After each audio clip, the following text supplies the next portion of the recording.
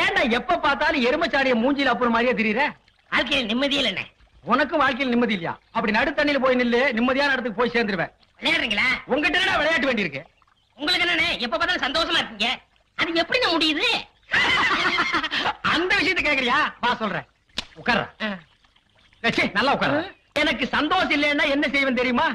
நேரா கடைக்கு போவேன், 2 முழம் மல்லிகைப்பூ வாங்குவேன், 1/4 கிலோ அல்வா வாங்குவேன்.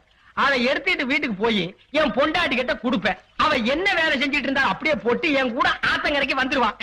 அவ மடியில நான் படுக்க, என் மடியில அவ படுக்க, அவ பாட, அப்புறம் நான் பாட, இப்படியே பொழுது போற வரைக்கும் ஒரே கிளியிருப்பா இருப்பான். வேண்டாம், நீ செஞ்சு பாரு. செஞ்சிடறேன். டேய், அந்த பக்கம் போனா சந்தோஷம் வராது, சாவுதான் வரும். இப்படி போடா.